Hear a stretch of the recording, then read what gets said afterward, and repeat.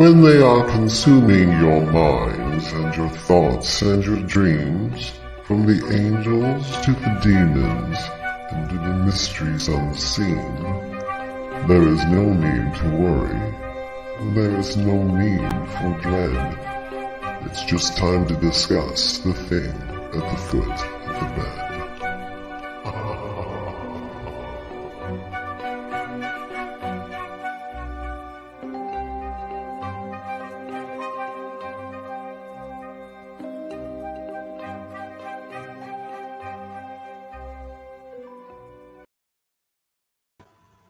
Good evening, and if you're just tuning in, you are listening live to 105.3 on New Orleans, Louisiana, United Public Radio Network, otherwise known as UFO Paranormal Radio Network, or just simply UPRN.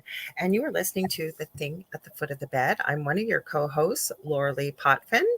I'm going to let you know we were a little bit late starting. We've been having a few technical difficulties, so mostly on my end. So if anything goes on with the show, we disappear, whatever happens, we'll be right back. I want you to hang in there. Now, I may have to disappear off and on. Hello, Sandra. And Dave's going to hold down the fort. Good, Dave. That's my co-host. I'm going to introduce him. So I want to tell you another big announcement. We are moving to a new time.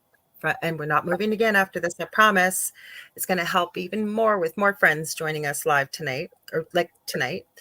It's going to be from 7 p.m. to 9 p.m. Eastern Standard Time. And we'll have the amazing Thursday night show, one of our biggest hosts on the network, the show The Outer Realm with Michelle DeRoche and Amelia Pisano. They also have their Wednesday night show, same name, same time. So we're very lucky to be in that spot. I want to give it a huge thank you. So I am a Canadian clairvoyant medium, crystal Reiki energy healer, Akashic Records practitioner, spiritual teacher and mentor, and a registered nurse. And I'm going to turn it over to my amazing co-host and good friend, David Hanzel. Dave, take it away. Hi, everybody. My name is David Hanzel. I'm a spiritual medium and pretty much almost the same things that Lorilei is, except for the fact I am not a nurse at all, not even close. I couldn't tell you anything.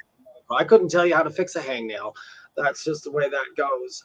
But today, me and Lorilei always kind of have little discussions here and there. And we couldn't remember what we talked about last week because we talked about so many things. But I had a strange day, Lorilei. I was doing a lot of meditating today and a lot of stuff like that and talking, and I had talked to the other side and my guys about animals, about disciplining animals. I had also talked about cryptids and especially Bigfoot and other ones as well. But it was, I guess what you could say is they were giving me, I'm going to call it a theory for now. And the reason I'm calling it a theory is because I don't have anything evidential to give you. Okay. And, let's be fair. Nobody wants a liar. So I'm just going to tell you what I know and what they said to me. So Lorilei, we know, me and Lorilei kind of both agree that Bigfoot, we'll concentrate on Bigfoot for now. Bigfoot, Yeti, and all that is pretty much an interdimensional cryptid. Yeah, I believe that. Yep. Mm-hmm. Which means that cryptid goes in and out of dimensions. So it's not flying down here in a spaceship, and it's not actually living in the woods full time. It's like popping into the woods. It's like coming through a portal, so to speak, is how I kind of see it. What do you think, Lorilei? I do. Well, actually, when you were talking, I was thinking because, I'm always turning something on when I'm not doing resin or creating or what have you. So I wasn't looking for it, but it showed up. And I was telling Dave about some of the cool stuff I was watching and listening to as well. But this has to do with cryptids and the paranormal. And it's a channel called Donovan Dread.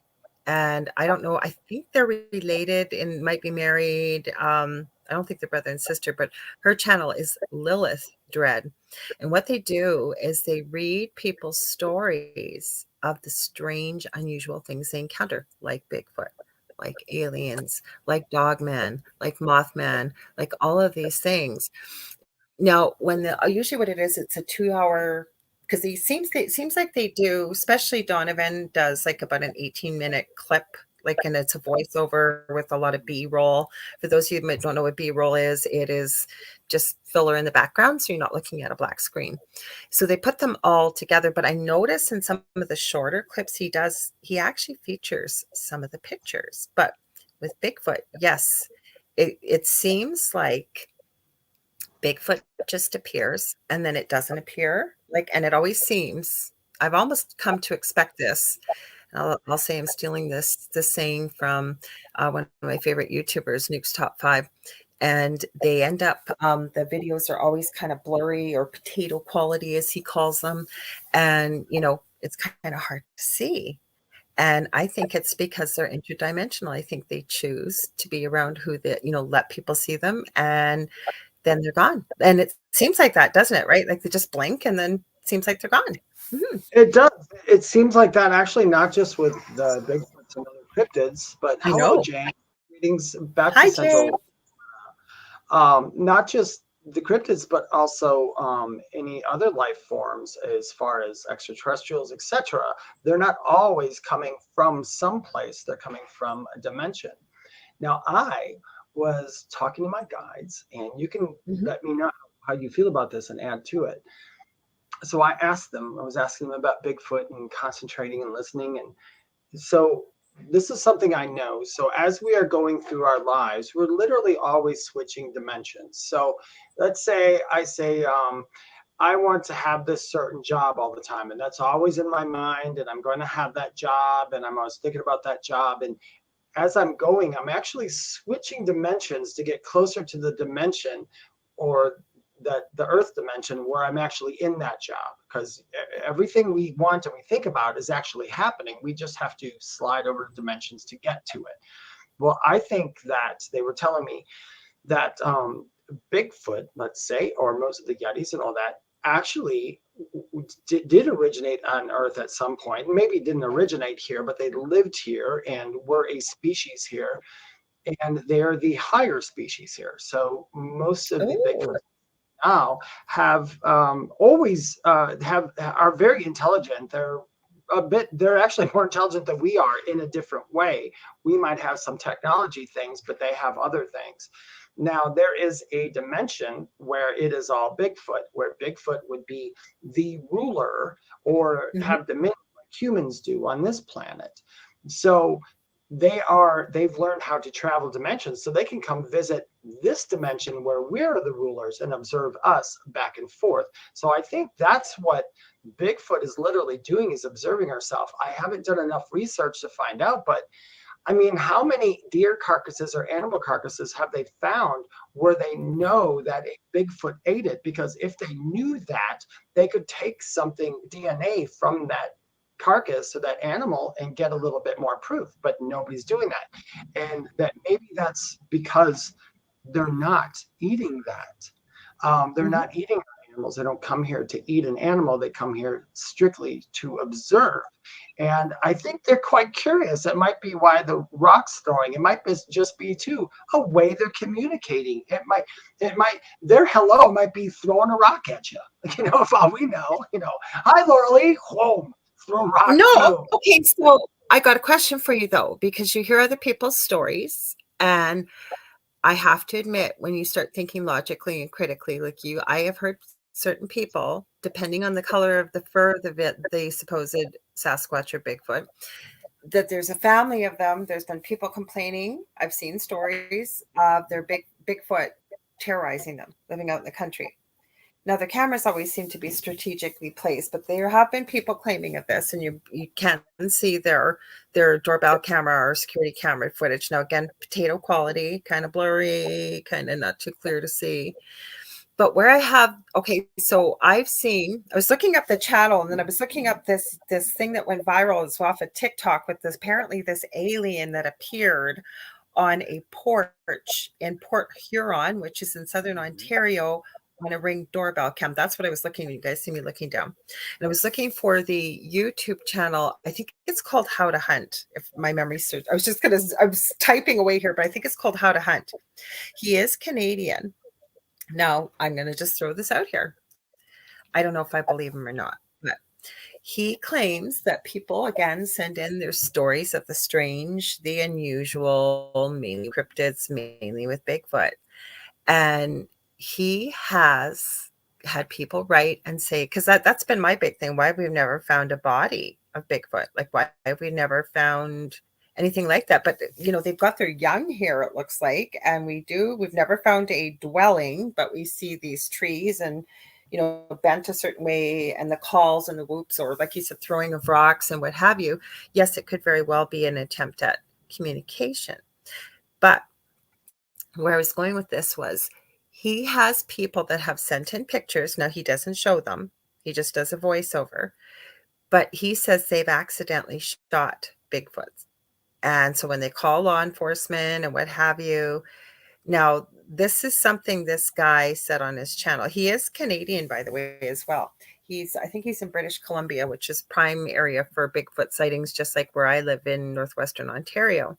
And you were from Wisconsin when you grew up, Dave, so you know what Bigfoot country looks like. And he says, the guy, and it's not just been one letter coming in, this has been from numerous people, that when they've accidentally, say, hit a Bigfoot or killed a Bigfoot, that the authorities show up and they have a number to call, and somebody from the alphabet soup organizations, if you will, shows up and removes the body. I don't know. Have you heard of that? Mm-hmm. I've heard things around there, and you know what? It's hard. I'm not going to sit here and deny it or say that it's not true, because of the fact I'm not an avid. I have not somebody who is constantly on Bigfoot. I mean, interdimensionally, I like to speak energy and so on and so forth.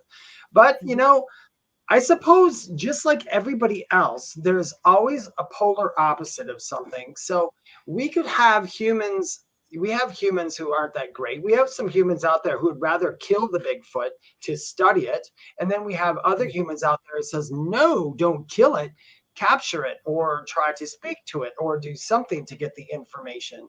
And Bigfoots could be the same way. There might be Bigfoots going, hey, don't hurt them, just study them and see what they're doing. And then those Bigfoots might be saying, well, I don't want to because they're mean and they're throwing guns at us, so we're going to do something back at them. I don't know.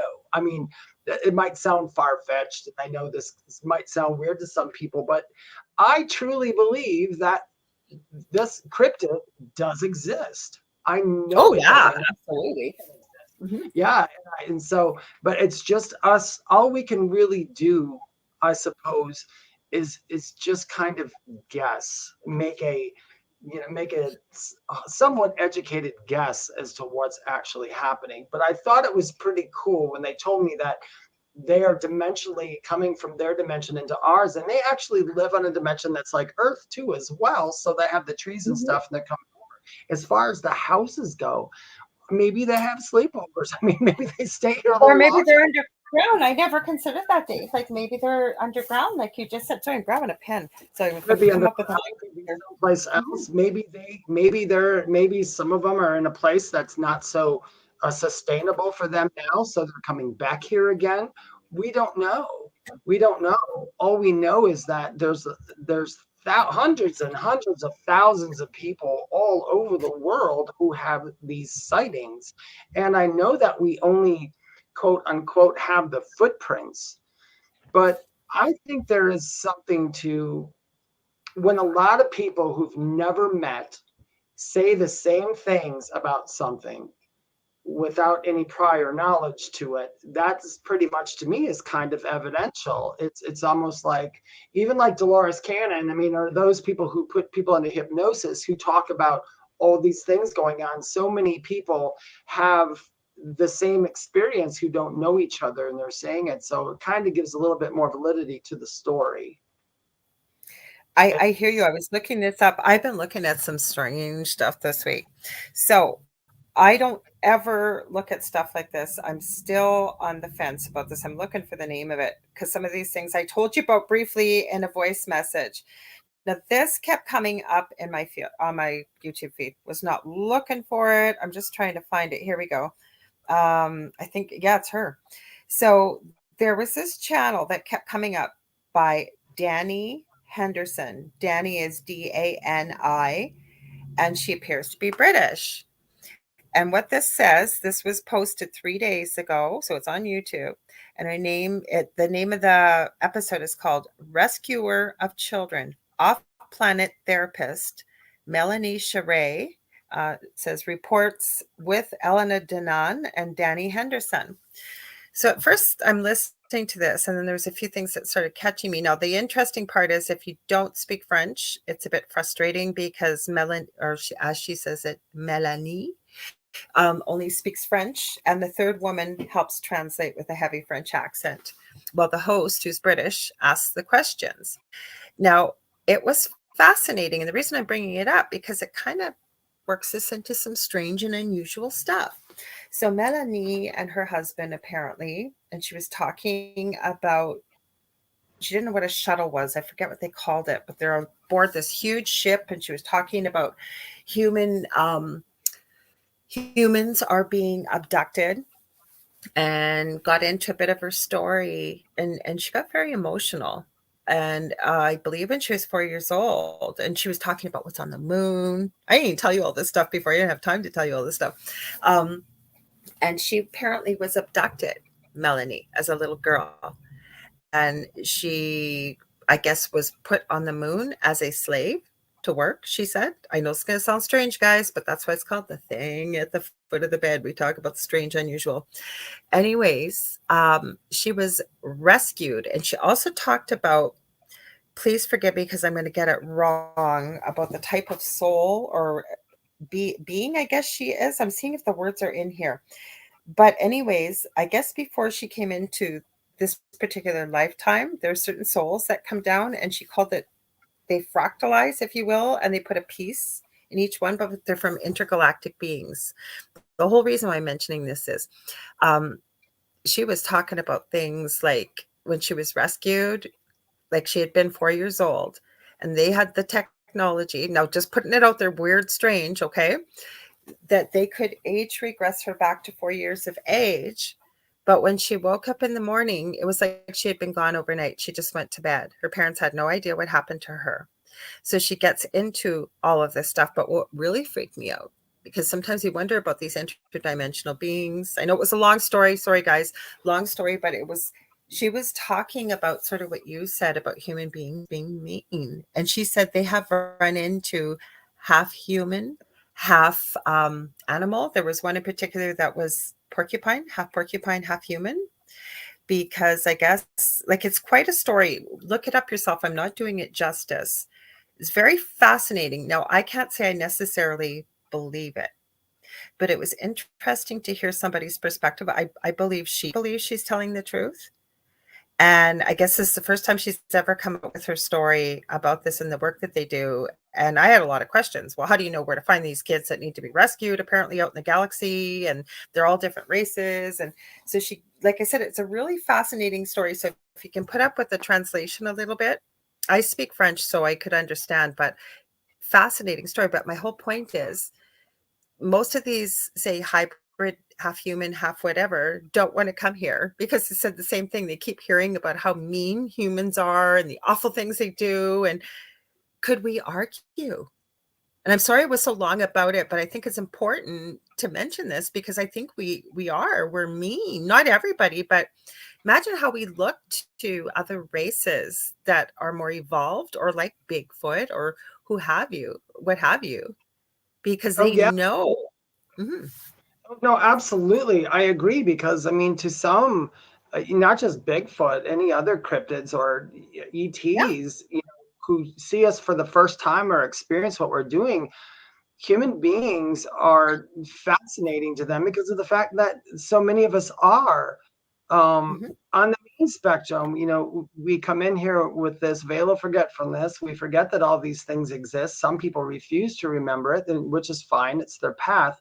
But when other beings see how human beings act towards one another, they're like, oh, look at that. Who is Okay, so that? this is off a video. Now, somebody put red in here to say that that it was Photoshop. They think, I don't know, I couldn't see what they were talking about. I watched it 30 times, but they did have a point. If this is from a Ring doorbell camera, where's the rest of the video? You guys can find this on TikTok, whatever. They were right. But you know what my biggest thing was? Think about it. Anytime we've seen pictures of supposed ET and stuff, they're kind of fuzzy because of the EMF, right? The electromagnetic frequency and what have you. When you see It, this video, clear as day. Mhm. It could be EMF in some of them. And then if there's a being that's here and it's not fully physical, which a lot of people don't understand, some people do, we are in a very low dense physical form, which means we have a very, very slow vibration. And that's why you can't put your hand through your arm, because Right. everything is slowed down. So all these particles are kind of clumped together. A being from someplace else who, if they have the capacity of time travel, if they have the capacity to go from dimension to dimension, then they probably are not completely physical. They are probably 4D or 5D and are bouncing back and forth. If we are 3D, you are solid. Your desk is solid. My phone is 3D, so it is solid. Now, if somebody from the fourth or fifth dimension came in here, they would probably be able to pass their hand through there because their molecules would break apart, and that's how they can go through. So maybe these beings are, maybe that could be why they're blurry as well, as we're seeing the etheric body of them and not their solid physical body, you know? So that's kind of strange. It is kind of strange. And, you know, to go back to the cryptids too for a minute, Mothman. If I can talk about Mothman. No, I was hoping, because that's where I was going to go. Is David and I are always on the same page, and then lots of times we get so busy we don't get time to connect till either Wednesday night or Thursdays. And without fail, during the week we've been watching either the same stuff or we've been dealing with the same stuff every week, almost practically. Right, Dave? Go ahead. Sorry, yes.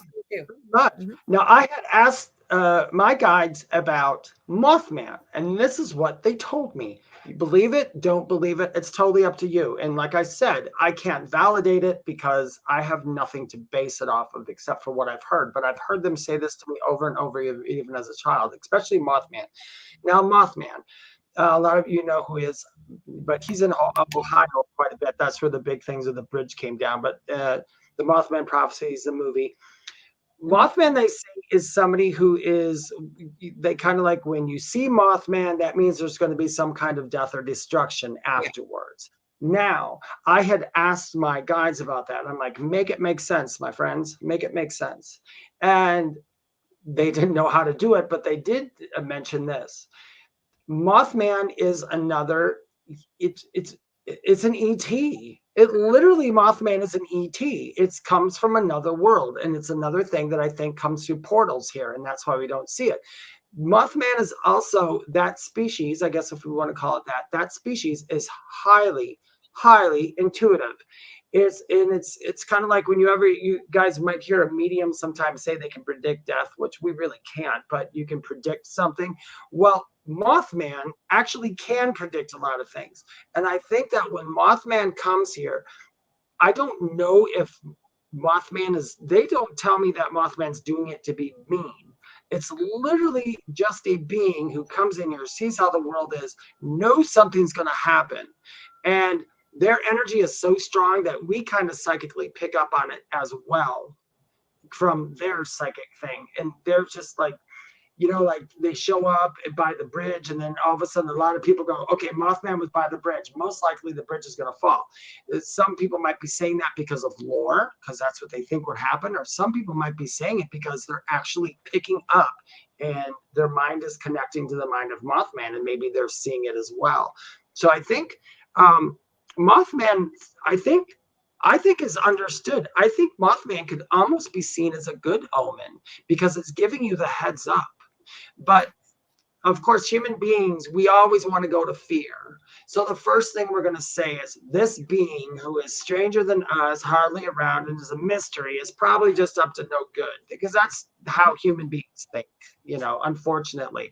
And fortunately, not all of us do. I know most of the people listening to this or in our comment section, they're the same way. They're like, live and let live, man. Let's just see who everybody is and make friends and see what's going on. What do you get about Mothman?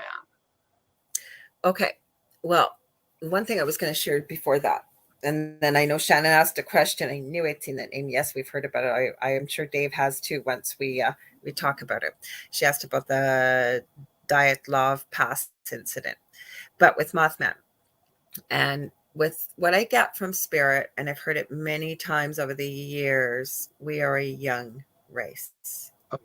That But lately, I've been hearing from people that channel through near-death experiences, ran into somebody we may get to tonight about actually remembers before he incarnated and then during the into this lifetime, the pregnancy with his mother, the whole bit about being a soul was fascinating. Some of the information, and including somebody else had a near-death experience that they had been no breathing, no heartbeat for so long their body had gone cold, and they're here to talk about it. Fascinating.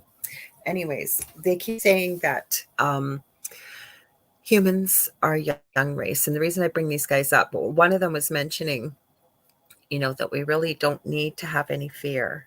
We really, really don't. Because as many of us have said on this network, also probably on our show, I know we have probably at some time, is we're basically an everlasting soul, right? And we're just having a human experience at this time. Now with Mothman, before I go to Mothman, the other thing that they added that I think is important to hear was I've heard so much recently from different people and different things I've been watching, how other beings, because we're not alone, look upon people that choose to come to Earth. And that's where the guy that remembers the birth experience was really talking about this and how much courage it takes. So everybody listening to this, or anybody you share it with, or anybody in the replay, each one of you had so much courage to make the choice to come here in this heavy, dense, fragile body, and you come in with complete amnesia of who you are and why you're here. So we are really admired, although we're a young race and we can be very violent. And the violence is very puzzling to anybody else from the outside looking in. With Mothman, sorry, I wanted to add that. With Mothman, I have a few theories. Now, the reason why he's an omen of bad luck, as I understand it, many people were seeing him, and there was a massive bridge collapse before one time when he was seen. Please forgive me, Dave, I can't remember. Is it New Jersey where he was, or New York? Ohio. Yeah, it was somewhere there. And so the story started now. Anytime somebody sees him, that he's an omen of bad luck. It almost reminds me of the game of telephone.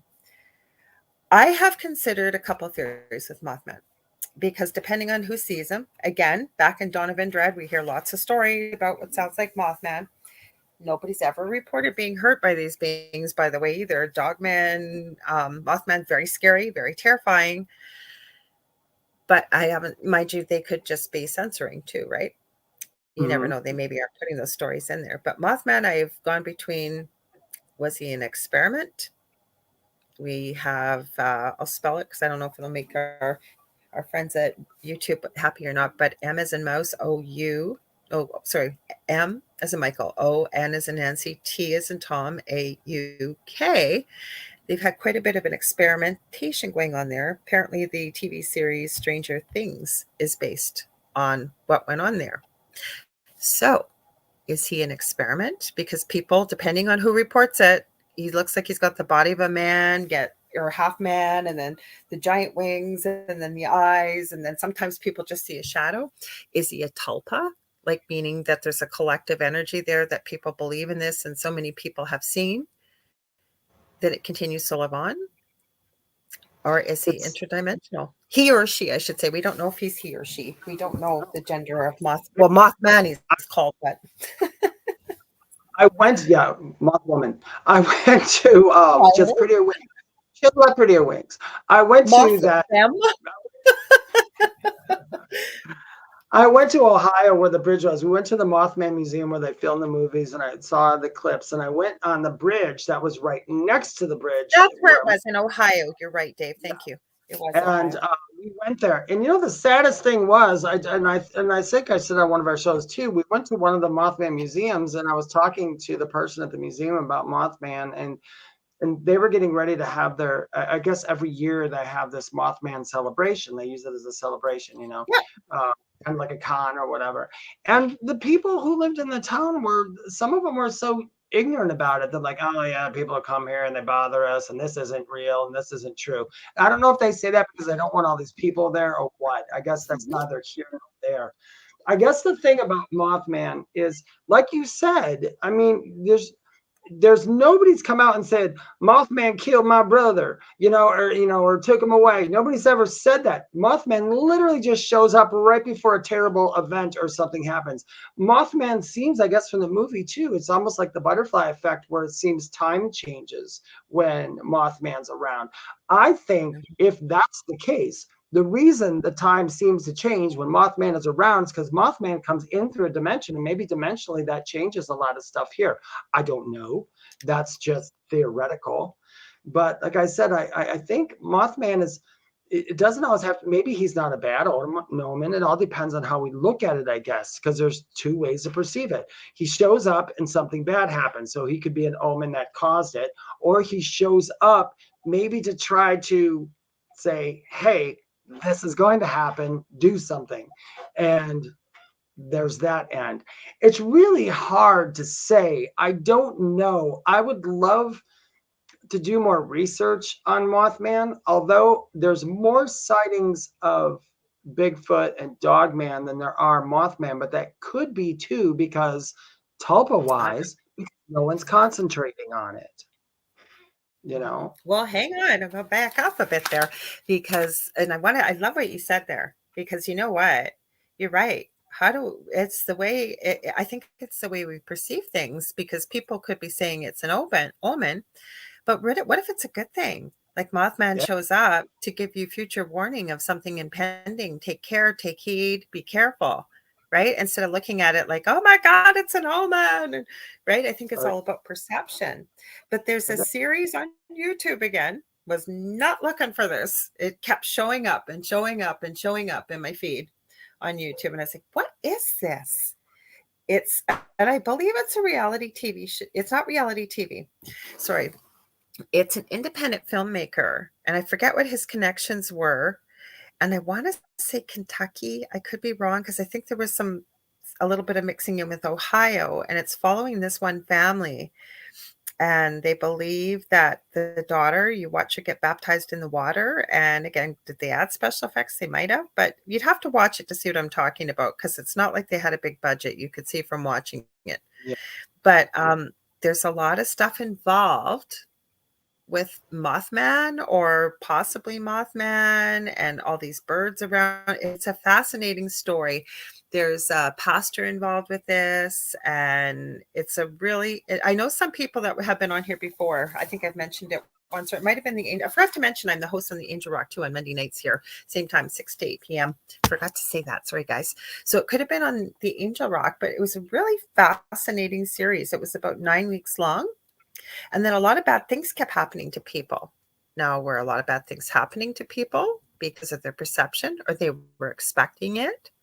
Or does Mothman, or like they were talking about these giant, massive bird, like they weren't sure, was it the Thunderbird or was it Mothman? But it sounded very much like Mothman. Is it because they expected it? They perceived it according to legend, that's why they were believing they were having bad luck, like they were almost manifesting it subconsciously? Yeah, who knows? I mean, that's not far-fetched at all. And anybody who's listening right now on the recorded, whether this is pre-recorded or you're watching it live or anything that you want to know about or see or experience in your lifetime that me and Lorilei talk about, all you have to do is put your focus on it and keep going towards it. Eventually you'll get something out of it. That's just how it works. Because once again, not to get off the subject, but we create our own reality. And that's why we're talking about perception right now, because our perception is our reality too. If, like me, I'm a very optimistic person, which, go figure. But since I'm so optimistic, I'm optimistic by nature. So my perception is always going to try to not be overly judgy on something. I'm going to try not to judge it in a bad way. That doesn't make anybody else bad who does it that way. That's just how my perception works. Now, let's read this comment here, because I brought it up my phone. Dave's reading my mind. Sorry, Shannon. Thanks for hanging in there. We want to give you a shout out and to everybody, but we understand there's a special little crew over there. We appreciate that you're listening, and the wonderful thank you that you sent us. We knew you were off last week, Shannon, You'd mentioned that in your message. We want to thank you for that and for the group that you've amassed over there. I hope they're still able, because you joined us a bit late. So anybody joining us late, we will be moving to our new permanent time. We will not be moving past that on Thursday nights. So we are moving to 7 to 9 p.m. Eastern Standard Time. And like Dave said, if you can't catch us, there's always a video replay on YouTube, on the UFO Paranormal Radio Network's Facebook page, and anywhere where podcasts or talk radio are carried, you can hear us. Go ahead, Dave. Sorry. So Shannon writes here on the messages, have either of you heard of Diet, I can't say it, but it's Diet to Love Pass incident, and that's in Russia. Yes, I have heard of it. I have. And it's very, we'll see what we can come up with. We'll discuss it. But I'll read you guys who don't know what that is. I'm going to read you a little bit, if that's okay, Lorilei. Absolutely. Okay. Thanks, Dave. So this is a death of a whole group of campers or hikers. Okay. And it happened in February 1st and 2nd in 1959. The experienced trekking group from the Ural in some institute, I can't say it, Ural Polytechnical Institute, led by Igor Dyatlov, had established a camp on the eastern slopes of, I don't know these Russian words very well, so bear with me, Kalot Saki or something in the Russian SFSR, the Soviet Union. Overnight, something caused them to cut their way out of their tent and flee the campsite while inadequately dressed for the heavy snowfall and sub-zero temperatures. After the group's bodies were discovered, an investigation by Soviet authorities determined that 6 of them had died from hypothermia, while the other 3 had been killed by physical trauma. 1 victim had major skull damage, 2 had severe chest trauma, and another had a small crack in his skull. 4 of the bodies were found lying in running water in a creek, and 3 of these 4 had damaged soft tissue of the head and face. 2 of the bodies had missing eyes, 1 had a missing tongue, and 1 had missing eyebrows. The investigation concluded that a compelling natural force had caused the deaths. Numerous theories have been put forward to account for unexplained deaths, including animal attacks, hypothermia, etc. Russia opened a new investigation into the incident in 2019, and its conclusions were presented in July 2020 that an avalanche had led to the deaths. There's more that goes on. I'm going to tell you my feelings on it. I do not believe it was a Bigfoot that killed them. And I know that's what a lot of people are speculating, that it was some kind of animal or something. I think the animals got to them afterwards. There's something weird. I still do think that it's paranormal, because something scared them to literally wake up and tear themselves out of their tents instead of just going through the flap. So something scared them half to death. I do not know what it is. And this is one of those mysteries where people aren't going to tell us. And I believe they're not going to tell us is because, I don't know, mass panic or whatever. I do, however, do not believe it was an actual Bigfoot. I believe it was something else that scared them. And I believe that it did come from the ground. And that's what scared them. That's what made them go. I believe there was something under the ground, not like graboids from Tremors and stuff like that. Mm-hmm. I really think that there were things under the ground that scared them. And I think they just went out. Think of that movie. Sorry. Yeah, the movie with the earthworms or whatever they were that come up from the ground and munch them. Snow worms, no. I'm not laughing at that. Yeah, I'm not sure exactly what happened. I've tried asking. And once again, the weird thing is, you guys, when you're a medium like me, a lot of information that I get, I can validate when I get it from them. But there's some things I can't validate. So I don't put it out as not true. I put it out in the back burner as like, I need to know more about this situation. That's how my mind works. I need to know a lot about it before I make that final call. But I believe it was something supernatural and paranormal that did hurt them. But I do believe that some of the things that they found wrong with the bodies afterwards were from animals running in through the woods. I mean, it's natural. You know, animals are going to go, oh, that's dead. It looks delicious. You know, let's have at it. Mm-hmm. The weird thing is that there's tongues leaving and everything. Thank you. Something, I'm sorry, I just heard something. besides being supernatural, there is something to do with humans that did do this as well. And they're a kind of supernatural humans. So I don't want to chalk them up as monsters as much as I want to chalk them up as supernatural human, which I hate to say this live, and it's about Russia, and they hope they don't come after me. But Russia is way ahead in things like seeing telepathically, Absolutely. stuff. They are, you know, a lot of other countries have laid that groundwork for remote viewing and everything else. So there are other countries that are using supernatural things to do things. So that might be what happened. Maybe they knew something. I don't know. What's your thoughts, Lorilei? Yeah. You know what I kept thinking? Almost I hadn't considered when you were saying supernatural, almost human beings. And then I was thinking, kind of listening to spirit going through my head, super soldier type program.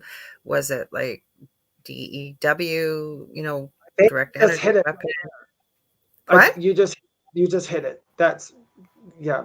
It's like a super. It's something that was made. It's man Okay, made. so then Yeah. what made me think was, what about possibly, I don't know what they would call it over there, and you would know about it, Dave, being in Wisconsin, having, and again, I keep saying this, but because I'm so close to Wisconsin, living in northwestern Ontario in Thunder Bay, we're not very far from the US border, and I've been into Wisconsin many times as well as Minnesota, and the terrain is very much alike. But I was thinking Wendigo, like a Wendigo, right? Because a Wendigo is a paranormal type human, and depending on, because there's been a big resurgence about Wendigos. I don't know if you've seen this or not, or shapeshifters or things like this. A lot of paranormal channels, and then there's TikTok videos out there. Like lots of stuff's been going viral about this, right? Mm-hmm. Not a Wendigo, but I forget what the name of it is. My brain's not working tonight. Like a shape shifting type of thing that can look like a human. I'll have to look up the name, but I've been seeing a lot of this lately. There's been a lot of teams trying to find them, whatever. That's what I almost feel, right? I think you're Because talking about skinwalkers. Is that what you're talking about? thank you, Skinwalkers, thank or you, thank right? you, thank you, thank you. Because I've heard Yeah. two schools of thought with skinwalkers. I had always thought that skinwalkers, and I believe depending on what First Nations tribe or what the legend would come from, but I had always believed that if they ate human flesh, that they would be destined to walk the earth for eternity, always hungry and what have you. And then I've been hearing other legends about this. So maybe it is like a super soldier type thing, because these kids that were out there, and they were kids, like they weren't teenagers, but they were young. They were Yeah. super athletic. They were super well versed with the outdoors and what have you. I don't believe it was a Yeti or a Bigfoot or anything like that either, because there wasn't enough. It was very strange evidence, if any, really left there. Like I think it was the animals that did a lot of the damage. Yeah. But I want to do a huge shout out because Shannon just said, and Sandra, you said, I remember hearing of this elsewhere, talking about the diet, I think it's Dyatlov Pass in Russia. She said the region is reputed to be like a gateway to hell or some other dangerous energy. Now, it could be maybe a Russian Bermuda Lake Triangle. But Shannon, you said, yes, the paranormal group is listening. They gave a collective hello. So, Dave, we give them a collective hello back. Hey And guys, please, thanks for listening. if I hope they this have any isn't freaking you questions, out. no, I was going to say, Yeah, if you have any questions or comments, or you've heard something different, please do share. We'd love to have everybody be part of the conversation. Sorry to yeah, cut you off. Go guys, ahead. anybody watching right now, by all means, we are not experts on this thing. We'll be the first to admit it. We're experts in other areas. This is other places that we are interested in and that we delve in. And I always say the best way to learn about something is to start asking questions, start formulating ideas, not put out conspiracy theories, but formulate the ideas and let people decide, because the truth is going to come out from something that somebody says. That the thing that's Sandra said about, she remembered hearing this elsewhere. The region is reputed to be a gateway to hell or some other dangerous entity.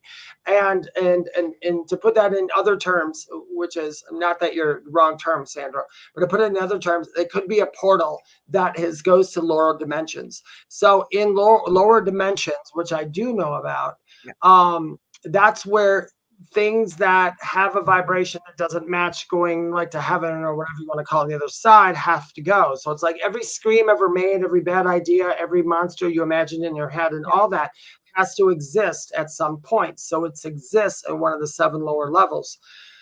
So that very well may be too. There might be a portal that goes to one of those levels, and maybe something went in and out.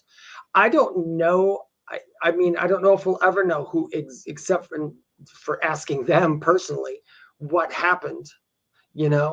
I guess we could speculate all we want. All I know is I agree with you, Lorilei. They were healthy. They knew what they were doing. They were hikers. And this was really weird, strange things that happened where you just tear out of your tent in the middle of winter, wearing literally hardly any clothes to go through the winter and try to escape.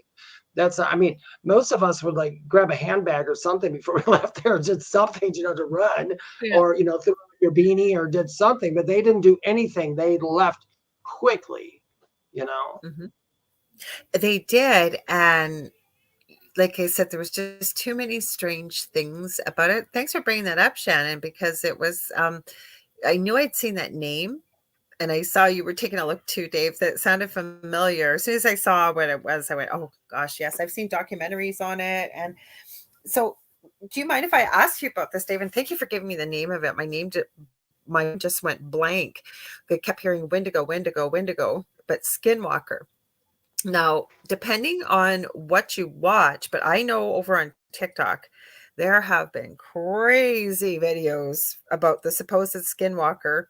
People with a cell phone camera, kind of an open field, but there's higher up grass and stuff, and they're quite far away. And you hear this, oh my gosh, it sounds horrific. The person's going, help me, help me, help me. Like they really sound like they're in horrific distress. So the person kind of blows up the camera lens, if you will, and focuses on them. And it's this human being, not in distress, screaming, taking the shape of one, if you will, walking. Oh, hello, baby. Hi, Angel. Now my dog thinks I'm talking to her. And then walking very strangely, if you will, like almost, I don't know what to call it, almost like The Walking Dead, if you will, off of TV, the zombie. It doesn't look like a zombie. And people are going, it's a skinwalker, it's a skinwalker. And yet you get into some of the legend and lore, with the Ojibwe tribes up here, and there's, some Cree and what have you, that depending on who you talk to, that the woods, and you can't whistle. If you whistle, and then sometimes you hear that for little people, like it's all over the place. So it's almost like playing the game telephone. It really is always, right? Where it starts with something, and with time and passing through people, something's added or something's changed. So I think what we're getting now, I don't know what your thoughts are, because people are focusing on this nonstop. I've seen so many videos on this. Yeah, it depends, skinwalkers. Okay, I'm going to read a definition of what a skinwalker is. So you guys don't know. The skinwalker has evolved throughout the years. It started out basically as, and I apologize to anybody who's a witch or anything watching. I'm not. That's the alternative definition. Thanks, Dave. Yeah. I'm not going to say anything bad about you at all. And I'm not. I'm just literally reading from a Wikipedia type thing. And it's basically the skinwalker was a witch who could turn themselves into an animal to do certain things. That's the Navajo meaning. Then there's another one. Not many are familiar with the creature that haunts Native American legend, and that's a skinwalker, and that's the Native American people. Some say they can only turn into animals. Some people say skinwalkers like make baby sounds or call out your name in the middle so they can come get you, so on and so forth. I don't believe that is a true skinwalker. I think there's another name for that kind of person. Although also, everybody, I know on TikTok, it annoyed me because everybody saw a skinwalker and everybody made a fake video about a skinwalker. And that's kind of makes it hard for the rest of us who really want to find out what this thing is and what it does. I do believe, and I know this sounds crazy, I do believe that in the past, there have been medicine people and there have been shamans and there have been native people who actually could at some point transition to appear as something that they are not. That's probably the best way to put it. So it's not saying that they actually turn into a wolf or something like that, but they have the capacity to metamorphosize or have you see that from your perception, because our perception can be changed. And I mean, then to talk and to bring ghosts and stuff into it, when people are doing investigations sometimes too, a a spirit, because they're in spirit and they no longer have to stick to a particular form, can change to look like something else. And I think there could be a spirit that's like, hey, I don't like these people in this house. I'm going to appear as something that I know will upset them or scare them or do something. So I think that they could change into that. I think skinwalkers might be able to do the same thing. I don't know the whole lore or legend of skinwalkers and how many people, I don't know if there's any reports like with Bigfoot and anything else that a skinwalker killed all these people or did all these things. But that's kind of what I know about skinwalkers. I think skinwalkers are more real than anything. I just think that we have to use our judgment when we're listening to stories and watching it and really think about it first. Because like the rake and the reaper and all that, I think those are tulpas. I do too. Slender Man, I believe, is a tulpa. Okay, I gotta ask you. I don't even know what they're called. They were given a name. I remember when I saw these years ago, I just about fell off my chair, and they looked like they were caught on a security camera. It looked like a triangle with no top, if you will, just legs, long legs, walking. What? Yes, I love those things. I've And then had the little ones with them, like, would you not die if you seen those walking around? Like, there's no body, there's nothing, and they're just like walking, and you're yes, like, and doo, doo, doo, doo, doo, it's doo, hard to doo. tell. And it's hard. I mean, I've seen some videos that people put out where I'm like, okay, that's noticeably they faked that one. Yeah. But then there are ones that people have looked at, and even I've looked at over and over and said, I can't see where they're faking anything, and I have no freaking clue what that is. The weird thing, what I suggest to people is when you're looking up creatures, don't look at something that just happened. Go back through the archives. The reason I say that is because way back when we didn't have the technology to do the things we do now. It's very difficult nowadays, even for ghost hunters, mediums, anybody into all this, to get something solid because it's so easy to fake something very, very good. But then I think to myself too, if something's faked enough, does it manifest itself into being kind of like a tulpa would? I do not. Well, to me, like, okay, Slender Man or Thin Man, same thing, right? From a creepy pasta that was just a fictitious story that somebody described. And then, like, as time has gone on, it became more and more popular. And one of the laws of the universe with energy, right, can neither be created nor destroyed, but transferred from one place to another. So when you have a bunch of people focusing on the same thing, meaning anything but Thin Man or Slender Man, and something that was completely fictitious for people. I know you know this, Dave, but for people that don't know what a tulpa is, it's completely fictitious. It never existed. Maybe it did because somebody thought of it to write the story, or they seen it in a nightmare or whatever they did. Oh, I just had the craziest thought. Imagine, I never thought of it till now.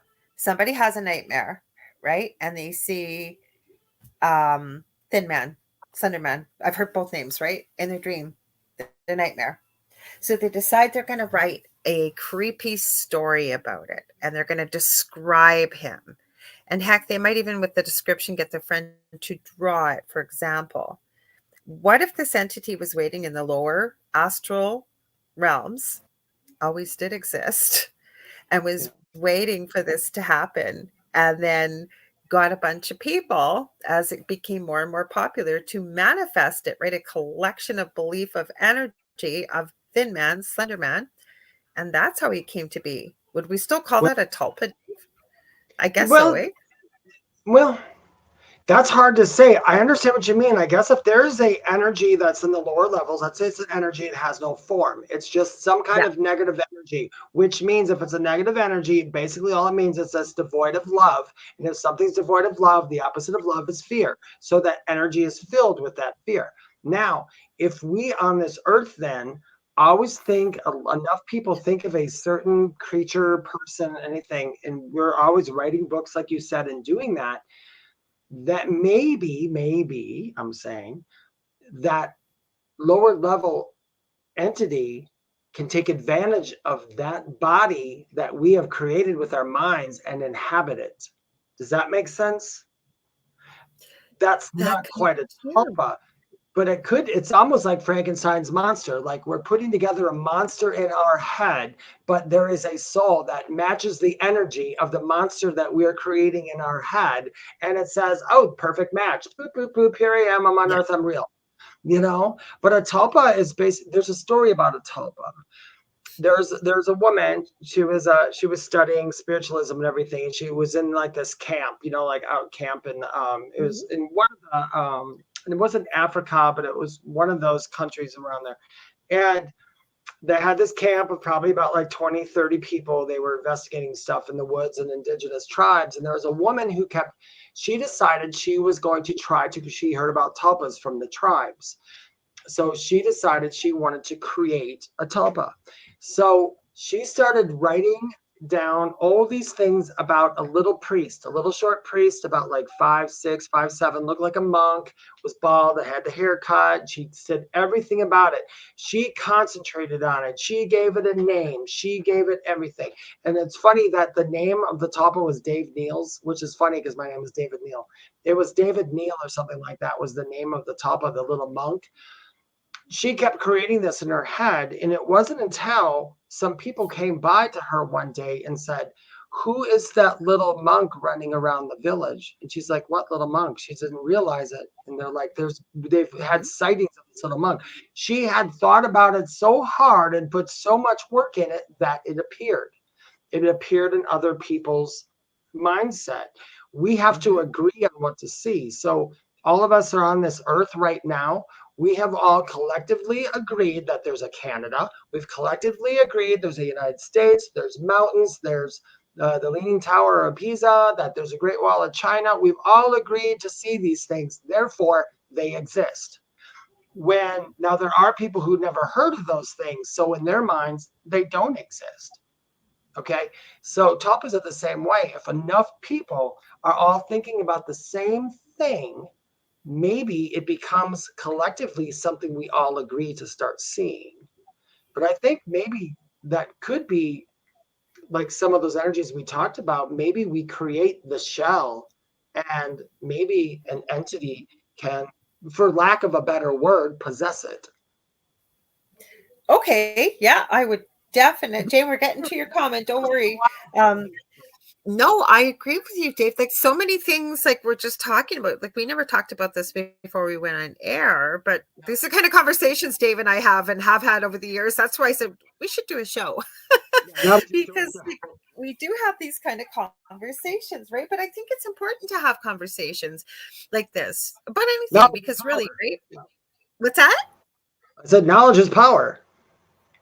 Exactly. But I hadn't thought of the way you were explaining what you just explained. Can I argue with it? No. It could absolutely be true. I have a proverbial back shelf, I call it. So if somebody asks me something or shares something and they'll say, please don't think I'm crazy, or this is like beyond weird. And I always say, try me, because most of us, by the time we get to be around our age, Dave and I are almost the same age, you have many unusual, strange experiences, some more than others. but I don't know if it's in this field or what, Dave, but we get some pretty crazy stuff or stuff we've been through before. So anyways, if I don't have an answer and it resonates, like I don't feel into it and go, oh my God, no, no, like, no, it's crazy. Like there's no way, or you just know, you can feel like, no, there's no truth to this. I will put it back at the proverbial back shelf, as I call it, and it sits there. And invariably, every time, hi, angel, spirit brings, will bring the truth, bring some information, or the truth will always rise to the surface. Yeah, it I, always ends up. This is, folks, this I is what me and Lorilei, she's absolutely correct. We didn't talk about this beforehand, but these are the kind of conversations we have. I have these kind of yeah. conversations with my guides all the time because I'm always looking for some kind of input. Because once you get to a point in your life where you're quote unquote spiritually awakened, these are the kind of things that you think about. The world isn't always just cut and dry what you see with your physical eyes. There's so much that we don't know about that we can't see with our physical eyes. Like I had mentioned about the oceans. Did I mention that to you? I said we spent so much time not always looking in the sky, and we don't spend any time Oh, looking in the yeah. Yeah, you did. Yeah, you did. Yep. yeah, and there's so much thing in the oceans, and then we know stuff could exist in the ocean. Maybe there's something, a treaty stopping us from looking, and that's why I don't know. That's more kind of out there conspiracy wise. But let's read what Jane E. Walker says Yeah. here. Go ahead. She's Go ahead. Okay, Jane E. Walker says, Bigfoot. And hi, Ian. He says, hi, all. Hi, Facebook Ian. user, we can't see your name, so I'm not sure who you are, but I've seen some of your comments here we'll try to get to. Okay, Jane, Bigfoot. I highly recommend the spiritual book by Kewani Lapsaritis. Oh boy, I can't believe I said that one. I won't say that 3 times fast. And it's called The Sasquatch People and Their Interdimensional Connection. Oh, cool.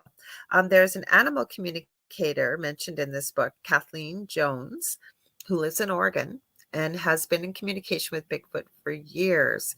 Lots of dots connected. Now, before Dave comments on that, I'm going to add very quickly, Lori, I believe it's Wilson.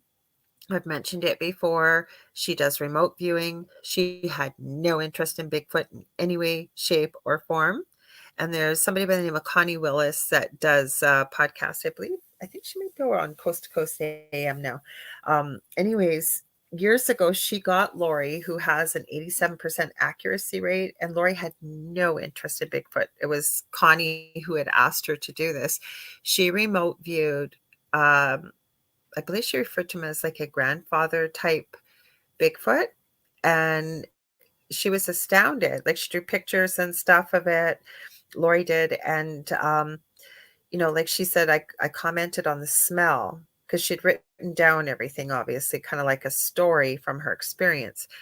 And she asked this very wise, very beautiful, loving, so enlightened. She said this grandfather Bigfoot about why they smell so bad. And he had such a sense of humor. I'm not doing it justice. And apparently Lori said he basically said something to the effect, well, we think you smell, right? Yeah, it's true. It's like, why would we think it's kind of like kitties here?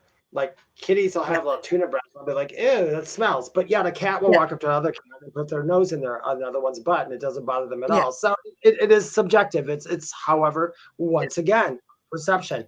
A Bigfoot might be perceiving as we smell just fine. Y'all smell terrible. Yeah. So it could be like that. If anybody has a good ability to speak to some of the cryptids and even ETs, I'm going to say animal communicators, probably will do very well. The reason I say that is not being biased because I'm an animal communicator at times, is because of the fact connecting and listening to animals is different than connecting and listening to the human people or a human soul. We have so many extra emotions and so many extra things to go through that are different, but an animal communicator, they cut right through it. I mean, The animal communication is it's this picture. This is what it is. If a dog comes in, he says, this is what I looked like. This is the ball I played with. This is how it was. And they'll show you pictures and you got it. You just don't have to understand it. I think that's why it'd be easier to communicate with that race, because I think animals are, I don't know. When people say we have dominion over animals, that's the funniest thing I ever heard in my entire life, because of the fact we don't have dominion over animals. We're just the Anything. ones. Yeah, we're just the ones who create the buildings and do the technology. But as far as a civilized society goes, animals are more civilized than a human ever could be. Even when they Absolutely. more civilized, because they're not fighting for petty reasons like we are. They're fighting for the fact of a negative or positive feeling that's invading on them. And that's where they have the arguments. Where people, it's like, you hurt my feelings, let's start a war. It doesn't work that way. And I think maybe that's why, like you said, I would take the word of an animal communicator talking to a cryptid over just a regular person. No, I have to agree with you. And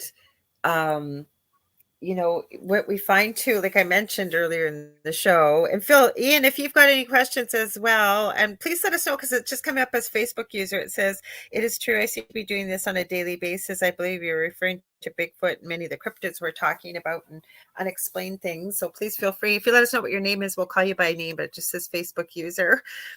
There's something you have to change over in Facebook in the settings. I'll have to see if I look it up I have a little pause here and Dave's explaining something. But yeah, like I said, I don't know. Like, I've always wondered. And plus, the other thing is, like, I actually posted this video this week, and he hasn't had a regular posting schedule. I do watch Nuke's Top 5, and the reason why I watch it is because he gets videos sent in from all over the world.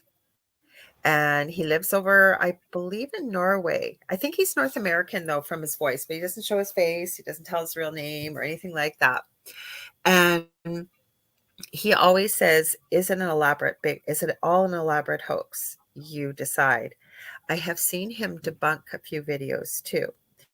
And that's why I like it. But he's been getting some really strange stuff being sent in. And it seems that I've never understood this either, if it's a tulpa or what it is, but like, I'm going to probably mess this up. Is it La Llorona, the crying, weeping woman in white that we usually see in South America or Mexico or what have you? There's a story with that.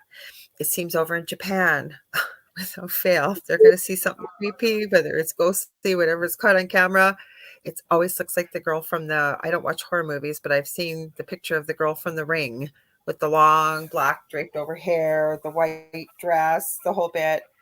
Seem to see Are they supposed to be kind of like the Banshee? I don't know. Well, the Banshee's like an omen. If you hear the cry of the Banshee, right, you know that death is upon you. The Banshee is apparently a female spirit, and yep. You do not want to hear it. It's Celtic lore, like Ireland and stuff. My good friend, of course, can I remember her name? Like Varla. You can see her. Varla Ventura has written many books on the strange. It's called the paranormal, werewolves, vampires, and a lot of things on fairy, the fae. A lot of it's based on Celtic, history and legend and lore from over in that area. And she's written a bit about the Banshees. Pretty fascinating. I think all these cryptids and everything are actually universal. I think they're all around the world. We just refer to them as different things. And like we said earlier, I can't stress this enough, it's our perception of them. So the perception in one area might be different, because that's how we have to learn how to see people from our culture as well. You know? We learn how we see people. I can't disagree, Dave. I can't, because you know what? Let's think about this. And I never thought about it before. When you hear the sayings like truth is in the eye of the beholder, and then you'll hear that there's three sides to the truth. There's their side and your side, and somewhere in the middle might be the real truth. Hi, Glenn. Nice to see you. Thank you so much for being here. I'm going to read your comments. So there's that, right? And then the same thing. For those of you that know, yes, I do look at true crime. I think it helps you be a detective in life. First of all, it puzzles me when sometimes good people do bad things, or just bad things by people, and trying to understand like what makes them tick. Like, why would you do something like that, right? But I think we can use it in all aspects of our life. So it helps me sort of question what's going on, what I'm seeing, what have you. So I don't know where they all come from. I always say, we'll know where all the answers are. And even though we're connected with spirit is when we go back home ourselves, whatever people want to call that or what that looks like. Yeah, we know most of it, but actually the funny thing is even after that, we don't know all of it either, because it depends on what level of knowledge you are when you go back, which is a whole nother show. It's a whole nother show. Yeah. But yeah, let's go to Glenn. Glenn says, my name is Glenn Allen. Hi, Glenn. Nice to meet you. And I was actually talking about David explaining of the tulpa. And the question before that was, it is true, I seem to be doing this on a daily basis. So Glenn, you're like always thinking and talking and creating in your head. That's Glenn Because, here. yeah, in creating and everything, if that's what you're saying you're doing, I know I do it as well all the time. Sometimes I like stop myself. I'm like, David, quit saying that because it's going to end up being real. But we do that. I mean, that's literally how we go through life. If people, I always tell people, remember who you are, because you have the ability to create, you have the ability to manifest. And if you get enough people in, when two people come together or more, I mean, you can do some amazing things just by thinking. And I think that's where some of those weirder tulpas come from. I don't want to call them weird, but like the rage Unusual. and the unusual. Yeah, because I don't even care if somebody calls me weird. Oh, I got a question for you. I've never asked you. I know I haven't. I'm getting all excited. Okay, Dave, what are your thoughts? Where do you think black-eyed kids come from? And what's What? with them? Like, what's with the legend about them? The black-eyed kids? Have you heard I about them? heard about that. I don't know enough about it. You know what? Okay, then let me enlighten you. Speak. We're really on the weird train tonight, guys. Strange train. Okay, so this seemed to start appearing sort of in the mid 80s. Okay, mid to late 80s. It could have been before that, but that's when you sort of started to see people talk about this. And what happens is, it seems like these children appear out of nowhere. They're very drably dressed. They're usually at the tween to young teen age. There's usually, sometimes there can be one, sometimes there's two or three. They have their heads down. They usually, like, teens will wear brand name clothing and stuff. These kids look like they're wearing hand-me-downs. And it's usually a very drab hoodie and, kind of just nondescript jeans and what have you. And they seem to show up out of nowhere. And like, I can't tell you I've done all kinds of research on this. And what'll happen is they may show up at somebody's house. They may show up outside your car door. It could be anywhere where you might be. But the main thing is, you'll understand in a minute why I say this, but they need to be granted entrance. So as they show up, they might be knocking on your door, or you might see them out wandering around, these kids basically at 3 a.m. And as they get closer to wherever the person is, the person starts to get filled with this absolute dread. Okay. And these kids get more and more insistent. They'll say, can we use your phone? Can we come in and use your phone? My mom was supposed to pick us up. We were at the mall and she hasn't shown up, so we need to call someone else. And they get more and more insistent, and they get very angry, it sounds like, where every single person in account I have read, that people say there is almost this horrific rising terror, like something awful is going to happen. Then they said a few people have said they've caught themselves, like almost like they're being made to open the door, and then like, what the heck, I'm not opening the door. Every time they call the police, sorry, allergies got stuffed up nose. Every time they call the police, by the time the police get there, these kids have gone. But the creepiest thing is, what freaks people out, never mind the feelings I described, the kids have always had their heads down, but as they start to get more insistent and angry, and they have to be invited in, this is a crazy thing, and they look up, their eyes are completely black. And so my has always been, hang on, what if somebody lets them in? Because people apparently don't let them in. The few people that have gotten very ill, radiation burns, all kinds of things. Go ahead, Dave. Well, I was going to say, it could be two things. I kind of heard a little about that. I haven't looked into it, but It could be two things. One, maybe they're hybrids. That's That's what I'm one. thinking. The other one Well, why is do they need that, to be invited in? Sorry, go well, ahead. because No, that sounds like it comes from the vampire lore. Because that's what people have been saying. Yeah. because a vampire can't enter your, or supposedly can't enter your house without being invited. But that depends on the lore, what you believe, so on, so on, and so forth. I haven't came across any of the dark-eyed kids. I do know of another thing that I heard about dark-eyed kids. I haven't heard the one as much where they knock on the door and they get angry, but you see these kids and they look different. It's a hybrid. People, I've been called, oh my gosh, I had on TikTok one time, I was called a hybrid from all these people one time, because you can see sometimes when I talk, and this happens, you guys, if I talk to spirit or if it gets really exciting, Yeah. you can see the whites above and below my eyeball, and they call that something. That's some kind of I don't know, alien thing or something. Somebody literally said they use a reptilian. I'm like, no, No. I know they are, but that's just funny. I don't even know what the hell I am, so how could they know? Um, but yeah, that sounds like that sounds like it comes from vampire lore, and Is that the same I thing? Mhm. yeah, but it's not quite the same. Maybe there's hybrid vampires. I don't know. Well, the other thing I was going to add was some people have reported that when they're not let in, they say, fine, I'll just wait for my dad to come get me. And they claim that Men in Black have shown up, or there'll be a Men in Black type catalog. And again, this sounds really like conspiracy theory, but look this up, folks.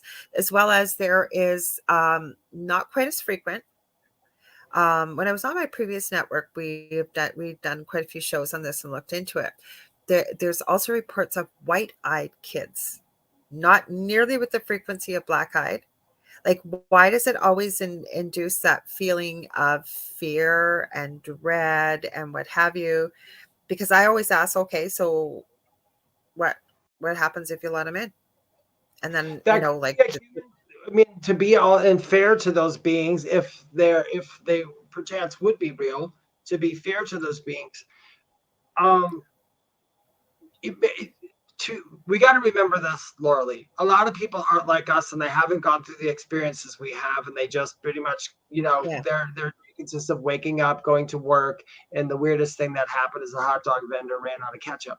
That's the kind. yeah, You know, that's not, true. not, That's true. yeah, Yeah, I'm not knocking those. I'm not knocking those people at all. I'm just saying, if someone like that had somebody with black eyes come up to their door with their head down and asked to come in, they might automatically feel dread or something, because of the fact that that's where their mind's going to take them. Where yeah. me or you might go, so what's your story first? We might, I we would just, probably like maybe ask through the oh people yeah, or something. yeah.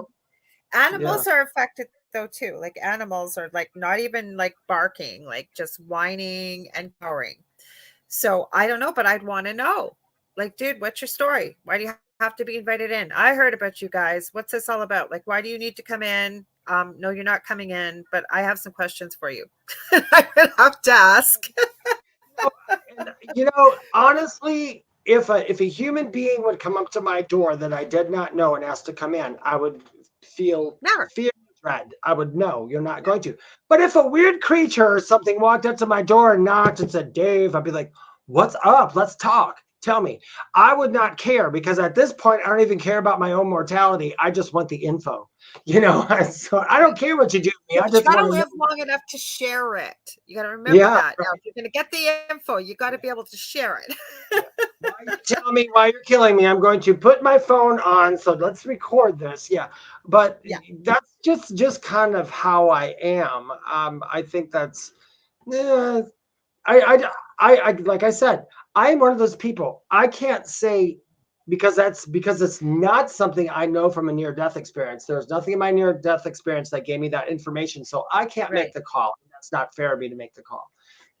So I don't know. I think it's quite interesting, though. I do know, and if you want to talk more about hybrids, Yeah. I do know this in my heart that they are walking the earth here, and I know Yeah. that I've seen.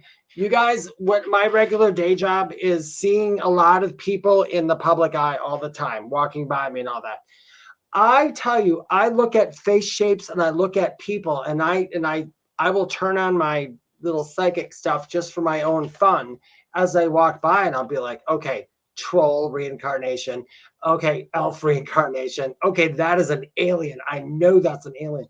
But we just kind of, I don't know if it's true, but you get certain you get certain vibes from certain people. You just kind of know. I've saw people that looked like what people draw about aliens, and I thought either that's just a face shape where we've decided in our heads that looks like an alien, or that is someone who's here who does actually resemble that. I see all kinds of weird beings, but I always try to look at everybody I see and give, because of how I work, give everybody the benefit of the doubt, unless they're coming after me. That's different. I know why Jane says this comment. She was on my show Monday night, and I had my good friend Augie Noss on, and she's going, haha, Lorilei with the middle name. I have some questions for you, Potvin, because it's true, because I have that kind of mind. And I guess maybe that's why I became a nurse and wanted to be a doctor. Like, I got that kind of mind. Shannon, you're a nurse. You probably could explain all this. And I'm going to get to your comment. I think it's Glenn. Yeah, Glenn, I will, about NDEs. Because you question, right? And I think that, not that people don't question, don't get me wrong, but my mind, like if I feel like I've forgot my train of thought, it's because my mind's already 100 million miles ahead of what my mouth could possibly say, and I'm constantly thinking, like, from all avenues. So what do you mean? Well, how does that work? Like, and I'm not putting someone on the spot. I'm so interested and curious, and I want to hear. I'm not nosy, but I want to try and figure it out. Like I told you, I'm kind of I guess I have to admit, I'm kind of a true crime person. Like I want to understand, like, what makes you tick? Like, why do you do this kind of evil that most, I believe, human beings wouldn't even fathom of ever doing, and especially say against those you love or complete strangers, or I don't know. So I want to know these things. So I guess that's my new middle name. My regular middle name is Anne. I guess we'll kick that one out. This one's more exciting. Yeah. So, Dave, you want to read Glenn's? I have actually visited the other side. I'll be right back. Okay, there. All right. Can you hear me yet? Your microphone went out. There we go.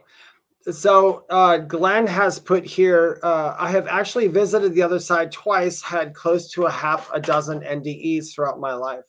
I have too, Glenn. I had a lot of close calls throughout my lifetime, but I have been on the other side too. And I was in a coma for 2 months after my near death.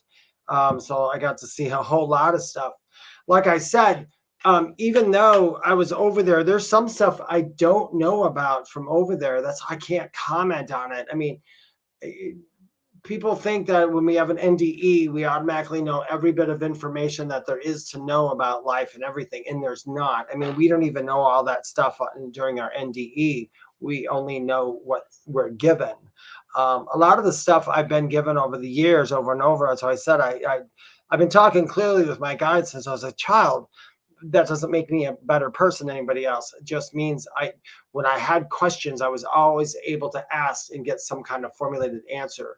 My big thing is I'm one of those, I am the most skeptical medium and most skeptical spiritual person there is. Most of the stuff I talk passionately about is because I had some kind of experience in it, or I had some kind of proof to make me to do that.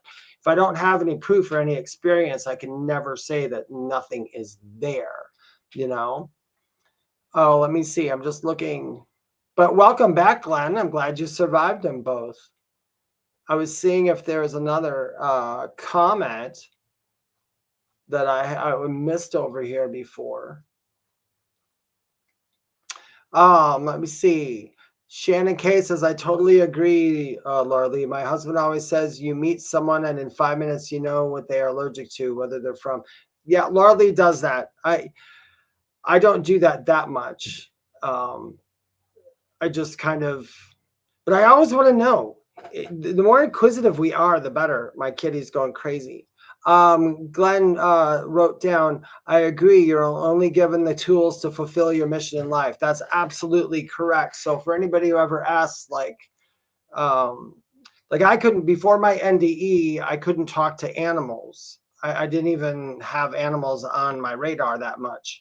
But after my NDE, now I can talk to them all the time and I see them. And welcome back, Lorilei. You know what happened? Okay, Ah. sorry. I had to take so much coffee, had to run. So I took off quickly. But you know what happened? I've never had this happen before. I don't know what I clicked and it wouldn't let me add myself. And I'm going, oh God, please don't let it stop for Dave. And I'm going, no, it's not going to stop. He'll still be there. So I just hopped right back in. So sorry about that, guys. I heard you talking. We just kept talking. Shannon. Oh, go ahead. We just kept talking while you were here. While you were, go ahead and read Shannon's comment because that was about you. And I'm just moving over here for a second to move my kitty. Okay. I totally agree, Laura. My husband, I did hear you read this comment. So you said, my husband always says you meet someone and in 5 minutes, you know what they are allergic to, where they're from and what size underwear they wear. Sad, but it's true. And then Glenn says, I agree. Sorry, I gotta highlight it. You are only given the tools to fulfill your mission in life. Well, I don't know about that. We were talking about from the NDE. Oh, from the NDE. Yes, then yeah. I agree. Because I didn't get a chance to say, but the more and more, and you cannot believe the amount of people I have connected with over the last few weeks, females mostly, that have had NDEs around the same age, which I believe I had, which is around anywhere from 18 months to some of the women I've met. It's been women. I was probably about 2.5, between 2.5 and 3. And I believe I had one and almost identical to what happened to me, Dave. And I'm going to share it with our listeners. We all had extremely high fevers. So one person got into rat poison and there was no antidote back in that time. And they should have died and they didn't. They're here alive and well and able to talk about it. But I met a few, and like I said, it seems to be women that have had these very high fevers. Apparently mine was up to 106 and then kept seizuring. And that's what happened to me. By the time there was no 911 back then. So by the time my parents would get me to the emergency, I wasn't seizuring. Well, I guess the last time I did seizure and they couldn't stop it. They wouldn't let my parents in the back.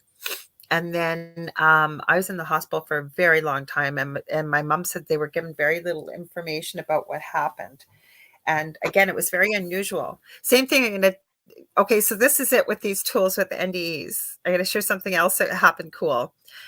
I was practicing lucid dreaming and so was Dave, because I asked Dave, right, Dave, you were working on it? Okay, so Dave knows this. And I may have shared it if you guys were on the Angel Rock. We had Lana Sackwild on a couple weeks ago, and she was talking about the absolute amazingness and incredibleness of lucid dreaming and what you can do with yourself, anything while you're sleeping. I thought, I could give this a try. And I actually had an experience where I woke up, like I knew I was awake in a dream. And they were talking about consciousness. I'm not going to get into that so much right now. But the point is, I was given this very profound message. And of course, as we call our guides, our angels, ascended masters, and what collectively spirit. So spirit woke me up. I was so mad. I was like, no, I actually know I'm awake in this dream, and had me write the message down. And it had to do kind of some of the stuff we talked a little bit about how powerful we are and what we can manifest and we're limitless and what have you. Wouldn't you know, I was watching, I have no idea why, a podcast on, I keep mentioning him, this gentleman who remembers before he was born and what. And then another one who was dead, like clinically dead so long his body was cold. Like I still cannot believe, and I know Shannon, you're a nurse, or anybody else with medical listening, like how does this guy not have brain damage or something? Like he was in a body bag and they brought him back. And he literally, between these two men, I swear to God to you, Dave, I heard word for word what I've been given in that dream. Like, how cool is that? Like, I think we get so much that we don't realize that we get, that we talk about whether it was deja vu or what have you. And I know I keep talking. Oh, go ahead. I always tell people I'm a strong believer that we don't, and actually I'm not a believer. This is information I know. We travel outside of our bodies and are asleep all the time. Not to explain to some people, there's three modes of leaving consciousness here. So let's say lucid dream. Lucid dreams are great because here's the thing you can do with a lucid dream. If you can learn how to do it, you can learn a skill in lucid dreaming. You can practice it in lucid dreaming, and you can do it. Yep. Lucid dreaming is becoming aware of your conscious mind while you're sleeping, and you can program yourself to do things. You can program yourself to see things. You can program yourself to be a better medium. You can program yourself to be a martial arts expert. You can do all those things. So that's lucid dreaming. That's being within your dream. Then there's OBE. I would say OBEs, or out of body experience, is your consciousness moving out of your body while you're sleeping. And in an OBE, you're pretty much at the earth. So on an OBE, and I know the difference because when I was in the hospital, I was in and out of OBEs at some point too, where I was walking around the hospital. I knew what was going on, even though everybody else was seeing my body in a bed in a coma. That's OBE. Then there's astral. Astral travel is what we do. Astral is when our spirit goes to the astral plane, which is kind of the best way to put it. This isn't the exact way, but the best way to put it for those who don't understand this stuff, it's like the place between here and what you would call your heaven, or the other side. So the astral world is where everybody comes. That's where, like, as a medium, that's where we kind of connect with a lot of people. They come into the astral world. I go up into the astral world. We connect. I hear them. I see them, so on and so forth. And then when you guys are traveling, you meet your guides over there. You see your loved ones all the time. You do these things because people always ask me, I miss my mom so much. And sometimes I know it's like, well, you've seen your mom like once or twice just last week and talked to her, but we don't remember. There's a reason we don't remember. And that's a whole nother show. But there's reasons we don't remember it. But what you said, the lucid dreaming, it's a very fascinating subject. I think all people should learn or should have been taught how to lucid dream, because you really can teach yourself a skill in your sleep. Lana taught herself Japanese. Like she had some I'll say issues that she was managing to beat, personal issues, we'll say. And she decided to go to Japan. She wanted to learn some stuff. She said she met the love of her life, her husband over there, but she didn't speak a word of Japanese. And she was joking. She was the one that, these are her words, not mine. She's actually from the UK. Like she went from the UK and went to Japan. And she has very, like, I would say less than 0.001% of a British accent. But anyways, she was joking because she's been a lucid dreamer ever since she was a little girl. And some people naturally are very good at it. And she taught herself Japanese. And she said people were so annoyed with her. Like she said, we had a lot of people from China and whatever. And she's very, very, very Caucasian. Like almost her skin reminds me almost of snow. It's so beautiful. She's got long blonde hair.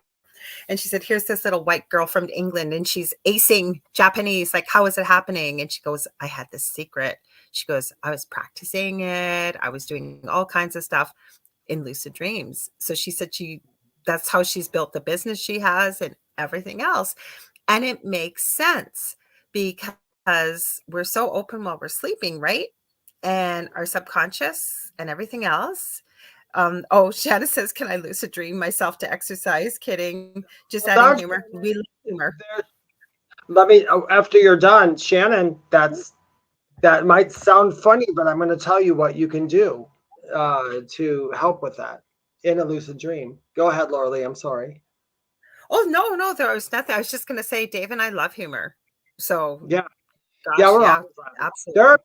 There are people who like speakers, like they have to do, let's say they have to be a speaker someplace and they're terrified. Speaking in front of a public for some people is very petrifying. For me, it's like another day in the life. But they would literally in their lucid dreams, they would be conscious that they were dreaming and they would create the scenario where they were giving the perfect lecture. They would go through their lecture. That was Lana. Yeah. She had a fear of public speaking. Yeah. Mm-hmm. Exactly. And then when they went to do their public speaking, it was easy. It went perfect. Now, when where does she go?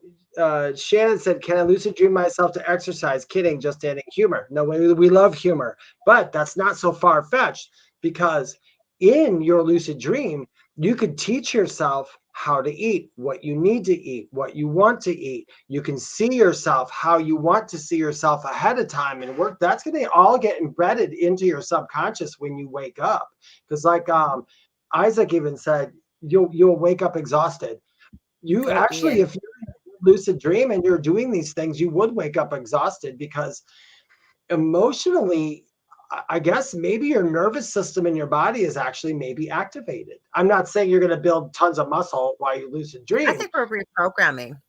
Yeah, but it's basically you can reprogram yourself to think, I'm going to have more energy for exercise.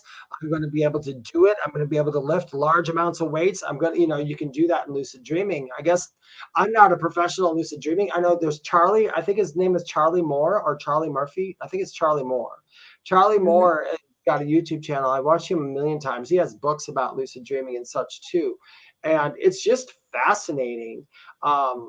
I had when I was in my coma, I had more back and forth. I had more astral and OBEs than I did lucid dreaming.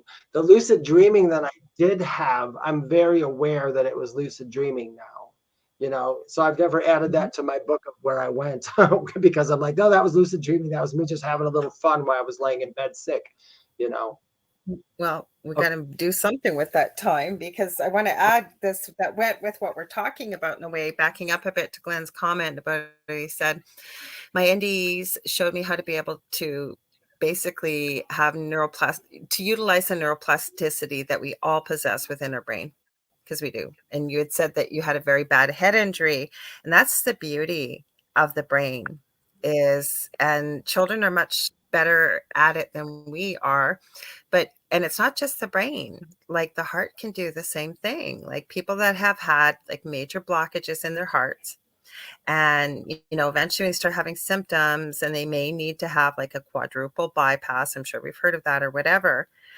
But there are some people that can't have that done. There's things that can be done, but the body will be able to create new pathways, like blood pathways, and to be able to keep somebody alive. Or with the brain, like I said, the younger somebody is, sometimes you have a lot more success. Like children seem to have a lot more pliable brains. But I know, even with working with many massive stroke victims, and I'm sure Shannon can add to this, that people are able to develop new brain pathways, meaning neural pathways, to be able to still utilize and regain back some of the function they lost, say, from a stroke. Now, it doesn't happen all the time, but with changes in medicine and what have you, it's possible, really possible. You So, can heal your body if you know how, and you can do it. You can. Because when I was, for most of you who don't know, before I had my experience for the death and the coma thing, I drank for 20 years. For 50, I mean, a lot. For 15 years, I was on the highest dosage of psychotropic and anti-anxiety medications. I was on every hypertension medication that was ever on. And then when I came back, I'm not on any of those medications anymore. Nor do I drink, nor do I smoke, nor do I do all those things that I don't remember. I don't have high blood pressure anymore. I don't have anxiety anymore. I'm very blessed and I'm very lucky that happened. But these are things that can happen in these states of consciousness and with your body there. Now, some people will chalk it up and say, well, the reason you don't have high blood pressure anymore is that you didn't drink. But that's not true, because when I first came out of the coma, I still had the high blood pressure. As I went on through my healing, my body healed it. So within that first year being out of there, no more any drugs. They all went away. I went from being on 10 to going away. So that stuff can happen to you. And I think, like Lorilei said earlier, which I'm going to beat it to hell, and that is, if you can learn how to lucid dream, you can. There's a lot of stuff you can do. I mean, why we sleep so much of our lifetime? We weren't meant to just sleep and not know anything. So for anybody listening, don't think for a minute while you are sleeping, you are wasting your time, because your body is doing things and your spirit is doing things and your soul is doing things. I mean, maybe we should all try to lucid dream and imagine ourselves meeting up with some of these cryptids we talked about and see what kind of conversation we have, because a lucid dream, which is oddly enough, a lucid dream, you can have other characters sneak into that dream. Just like when we dream about our loved ones who pass, that's not a lucid dream. That's almost astral, but you can lucid and mix those two together. So let's just say, here's your lucid dreaming. You start, here's the astral, and you can kind of put those together a little bit and maybe have that contact and maybe give you, how to do something, maybe where to look when, like I want to learn about Bigfoot. So you lucid dream a lot about Bigfoots, and maybe somebody in a lucid dream one day might give you a heads up on where to go to look for something. Well, or the answers. I'm going to get to your question, Glenn. There was something somebody had said here, what you had said. Now I'm losing my train of thought here, but it had to do with, you were talking about lucid dreaming, and before that you said something about cryptids, and I should have wrote it down. It was important. I wasn't ready to change the subject. Let me go through here. We had Sandra Sharp said there's work being done with hypnosis to help stroke victims recover full functionality. There's all kinds of things that are being discovered and learned, and you'll hear people say things like, well, they're just words. Words can't hurt you. Well, yeah, they can. So can thoughts, and so can emotions. And that's, I have a book that I use. Wasn't planning on getting into all this tonight, but we'll mention it quickly because I do want to get back to a little bit of cryptidy kind of stuff. I call it my Bible, and I don't say that with any disrespect to the Bible of, whatever it may be. But the reason I call it that is I truly believe the human body, we've been given that gift to be able to heal ourselves of anything. Just we can do any of these things that we're talking about. But the book that I use is called The Secret Language of Your Body by Ina Segal. It goes by every body system. It goes by disease process. And for everything that we're experiencing, she goes through and explains the emotions that are involved with this, no judgment, and then gives you various colors and types of things within the book to work with to help clear this. And I got to say, I've used this with quite a few people, and I've yet to have somebody say, and I'm sure not everybody was just being nice.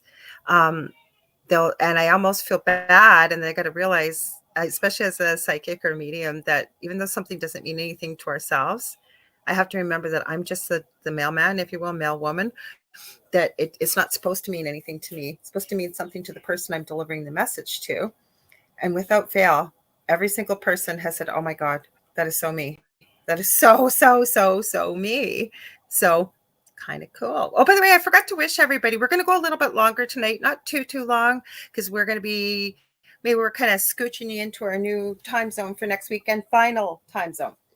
Yeah, but I wanted to answer Ian's question real quick. Well, let me give you 1 sec. I wanted to wish everybody, I know we're day late, or maybe day and a half, depending on where you are, happy International Women's Day. Oh, yeah. Yes. What up, girls? Happy Girl Day. Woo-hoo. So we got Glenn's question, but Ian wanted to ask a question. Should we ask? And then we can get to, because I think, what about? Yeah, I can answer Ian's question. Then we'll get to Glenn's question too. Ian says, what about characters you don't want? Can they force their way in and affect you? In a lucid dream, the lucid dream is all you. So you would have to give that permission. And astral travel is different. If you are going astral travel and you're not in your consciousness in lucid dreaming, your soul body is actually kind of leaving your physical body. You're still connected by the silver cord, but you're going into astral. Yes, astral is where something like that could happen. It's unlikely, I will say. It has happened to people. It depends on their state of mind. It depends on their emotional stability and everything else. It really does. But in a lucid dream, I mean, because in a lucid dream, you're in control. You're literally in control. Change it. Yeah, you change it. You could go in and use a baseball bat and remove them. You could do whatever you wanted, because you wake up, you realize you are fully cognizant and awake in the dream. You change it. A lucid dream would be more closer to how you are after you leave your body permanently, the other side. It's Or like basically, you had an easy button or remote control, whatever you wanted. Like you could change it. You know yeah, what I'm going to use as a quick example, and I've used it before. Lucid dreaming. If you are a Harry Potter fan or have ever seen the Harry Potter movies, I believe it's the third one, Prisoner of Azkaban, and it's with Remus Lupin, the werewolf in the story, who is a teacher or professor, as they call him, and the they have something skinwalker. called the boggart. What's that? The skinwalker. Lucius They would have have been a they have a skinwalker. Yeah. they have a boggart that's called. There's a lot of mythical creatures, and actually, depending on how much time you spend and you look, she took quite. J.K. Rowling took quite a bit from legend and lore and mixed it into the storyline. I think that's where I was going to say. I'm going to add this quickly. Even before I remembered my gifts or anything like that, I often said somebody had to. Gene Roddenberry had to have been channeled or given this everything in a dream. And since then, I believe that's happened. I almost wonder with J.K. Rowling. Back to the boggart. Sorry, guys. See how my brain works? It's too fast. So back to the boggart in the book, right? They were asked to imagine the most terrifying thing that just terrified them, right? And I remember, let's go with Neville Longbottom, if you're familiar with Harry Potter, and he was terrified of Professor Snape. So to empower these kids, they would take their wand and they use the word ridiculous, and they imagine something hilarious. And you see in the movie, they turn things that are really scary for themselves into something completely harmless, and everybody's laughing, giggling, having a good time. But that's what I meant. That's what kind of power you have in lucid dreaming, right? Am I Yeah. right about that, Dave? Or did I miss anything? Yeah, lucid dreaming, you're pretty much in control. Well, your subconscious is, so it depends too. I mean, if you're emotionally messed up person and you're lucid dreaming, you might have a messed up lucid dream too. Who knows? I mean, if you're really good at lucid dreaming and all of a sudden you break up with somebody, have a fight with somebody during the day, that could sneak in there. But it's the astral travel is where Ian, that I would assume there where you could something could come in there, because astral travel might feel as it's a dream. It might feel like a dream when you wake up, but when you're in it, it's not. It's actually real. Mm-hmm. Go ahead, Lorilei, Facebook No, I was user. just going to say, though, you are empowered. Like that's the empowering part. Like I actually realized, holy crap, I'm not asleep in here. I'm awake. I know what's being said. I know what we're talking about. I don't think we were on this earthly plane when we were talking about what we were. And then, like I said, I was annoyed. And I don't usually remember my dreams unless it's something super powerful or spirit wakes me up and asks me. I have like a library of paper here, and they'll ask me to write something down. I'm left-handed. It's like chicken scratch. But Glenn, you've been so patient. Let's read your question here. What are your ideas on reigniting with your inner child when opening your chakras or chakras? I don't know. You want to answer that? You want me to? Just Well, go we can together? both answer. We can both answer this because me and Lorilei both have different. We have different ways that we go about Yeah. doing things in our practices. So, Mhm. for me, to explain this real quickly for other people, chakras are the energy centers in your body that go all the way down. Invisible. Yeah, Invisible to most invisible. people. Yeah. There's actually, they say there's 7, but there's way more than 7 because you probably There's, have about 6 or 7 oh, you're reading my mind, Dave, because I was just about to go like this. And They're in your hand, they're in everywhere. There's actually an 8th chakra that's right above your head. That's the one I below your connect to when I feet. talk to. The 8th chakra is where I go to really talk to my guides up here. But anyway, I personally do not think you have to do with anything within your chakras to do that. If you are working on that kind of, it depends on what you're doing it for. If you are trying to do inner child work, I would say that probably most likely works with the heart chakra and with the throat chakra. Throat chakra is communication, and the heart chakra. So I guess if you open those two up while you're working with that, I don't think it's necessary. I think it's shadow work. It all depends on who you are and how you play the game, really. Because like some people ask me before I do readings or connect to my guides and stuff, people always ask me, do I do a prayer of protection? No, I do not. The reason I do not do a prayer prayer of protection is that after all these years, it's implied now. I always know it's there. Now, if I were to go do an investigation at some place where I know a lot of negative people were in there and a lot of people had visited that, I might say something like, I only want to hear from the most positive for the good of me and for all people involved, something like that.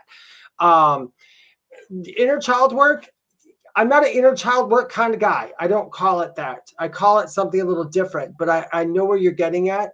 I don't think you have to open up energy centers in your chakras. I think that is almost implied when you do the work. But once again, it depends on who you're working with. Are you working with yourself? Are you working with another healer? It really, spiritualism is kind of like, spiritualism is very cool. I like it way better than religion because of the fact of religion, they're forced on one thing written in a book and they go throughout history. In spiritualism, we understand that things evolve and things change. So we know there's always a new way of doing stuff that might come up, or there's this and that. So my way of doing stuff with inner child now might be stupid 10 years from now. It might not be workable at all. You got to be open. You know what happens to animals when they don't change? They end up becoming extinct. That's why spiritual people are still here. We go with the change. We evolve with the spirit. We evolve with everything. So I'm going to say my answer, unfortunately, after all that long-windedness, would be it depends on what's comfortable for you and what you're going for and who the healer is you're working with. I'm laughing because even though Dave and I might not call it the same things, I was literally going to say that. So I do something called crystal Reiki. I keep saying one of these days I need to film a video so people can see what I do. And I do kind of like a little bit of a history, what are we going to work on today, or why are you coming? And usually then I check your chakras, and you don't need to be in front of me. I can do this distance wise since there's no space and distance on the other side. Then and I can pretty well tell by what somebody's telling me why they're there or what they want to work on, what I'm going to see in the chakras, whether it's overbalanced or underbalanced, right? Using crystals and what have you. That's not the reason why I'm mentioning this. Okay. So that your energy centers, because you'll hear people say, is it blocked, or is it stopped spinning or whatever? And Dave, I think you and I have both said if it stopped spinning, you'd be dead. So no, but it can be overbalanced or underbalanced. So we try to do that, right? And then I will go through your whole aura or energy field looking for cracks or whatever may be in there and to help, right? But the point I'm saying is, so I've never really, how do I want to put this? I've never really equated inner child work to chakras, but you could, if that works for you, Glenn, and you've got a process that works, keep doing what you're doing if it's working. And if you feel called to do so, share it with others. Now, with inner child work, I tend to call it shadow work as well, right? We have the potentiality to be everything. And usually, if you're not sure what that means, is have we ever heard ourselves saying, well, we don't want to be one of those people. We're not one of them. That's usually part of our shadow that we've tucked away. Usually happens while we're children, I believe. And we tuck it away, and it's like we've been led to believe. I believe in total innocence, but trying to understand the adult world and what we see and what we perceive, that nope, that's not a good thing. So that's where, you can do some shadow work, integrating the entire shadow, but also for me with inner child work. And I have found it helpful. And if it works for you listening to this, great. And if it doesn't, that's okay. But going back and visiting some things that have been maybe traumatic for myself in childhood, or helping another person if I'm doing healing work, and then sort of talking about it, like, what do you think that they might have needed? And I think that we're very powerful with our brains, like going back and doing some healing. But there's many other ways to do this. Like, just because, like Dave mentioned earlier, we're not experts. We're sharing with you either what we get from spirit or what we use in our own practice or what we've experienced. So, oh, David, you can't believe Glenn just asked this.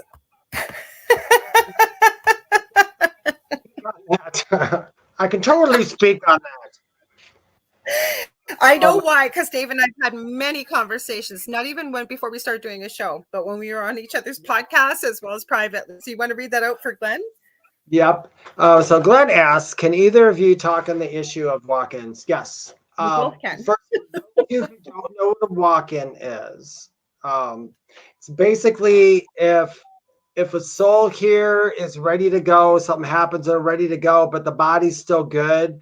They can make a deal with another soul where that soul comes in, takes over their body, you leave, so you die. You're not you anymore. They come in, but they do take on part of your persona. So they are aware of your memories, they are aware of all these other things. It's almost as if they are you. They just get that knowledge put in their head. And then they just, instead of wasting a perfectly good body, I guess. Now, I've been accused of being a walk, well, not accused. A lot of people have said I have a walk-in because of the fact when I did come out, my life is it's totally different than what I was, and I have a lot of memories that aren't mine and everything. I am not gonna ever self-profess that I am a walk-in. I do not know. I know something strange happened. We are not two souls though, because only one soul can occupy a body. Although I think besides a walk-in, which a soul completely switching, okay, you can go over during an NDE and take back more of the energy that is you over there and bring it back here with you. So it almost ends up like, why are you so different? You have all this extra knowledge. Well, that's because you have a little bit more memory of who you actually are over there. But that's pretty much about walk-ins. I have a lot of stuff on walk-ins. I will say something weird that some people know about, and I wrote this in my book. When over the past couple of years, when I had went over, the first thing that happened, and there's two beings on my right, and there was one on my left. Now, the one on my left has always seemed very, very, very, very familiar to me for some reason.